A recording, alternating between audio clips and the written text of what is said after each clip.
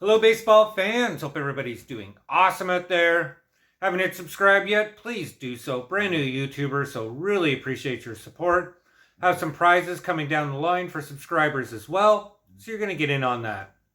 So it is now September. In some ways, the summer has ended, but that means September baseball.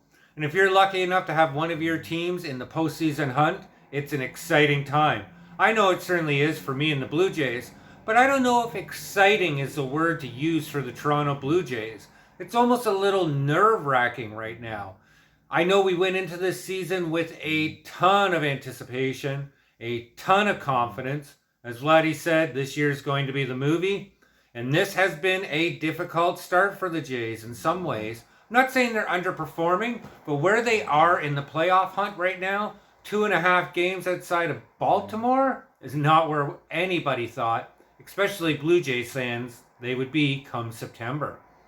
And to top it all off for the Blue Jays, they got 19 games against division rivals. That's right, 19 games between the Baltimore Orioles, the Tampa Bay Rays, and the New York Yankees in September, with a big majority of them being against the Baltimore Orioles. And it's going to be these games against the Baltimore Orioles that determine whether or not the Blue Jays even make the playoffs. And who would have thunk it back in April that the Jays would be fighting and scratching for the last wild card spot against the Baltimore Orioles?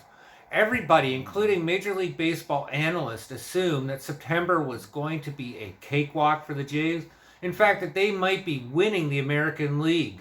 Yeah, over Tampa Bay, over New York, and these games against Baltimore was going to solidify that. Now you fast forward to September and you gotta love baseball. The Jays are only 2.5 games up from them to even make the last wild card spot. And I'm not going to get into how frustrating it is that the Jays are not going to get home field advantage for the wild card series. This is something that even I assumed that the Jays would win. And I think that's going to go to Seattle just based on how aggressively they are playing and how well they're playing. They did a lot of upgrades at the MLB trade deadline. So that leaves Toronto, Baltimore scratching it out for the last place. And then you can throw in Seattle and maybe Tampa Bay there. Yeah, Tampa Bay is definitely going to be in. They're going to clinch one of those spots. So Toronto and Baltimore. And I can't say anything bad against Toronto. They're going to have a better win season than they did last year. They're probably going to be around 93 wins. They've actually played better cohesively as a team, even if Bo and Vlad have had some off years. So there's nothing to be disappointed about the Jays. I think it's just all the hype that went into the offseason. And more importantly, I think we underestimated how well teams like Tampa Bay, especially the New York Yankees, were going to play.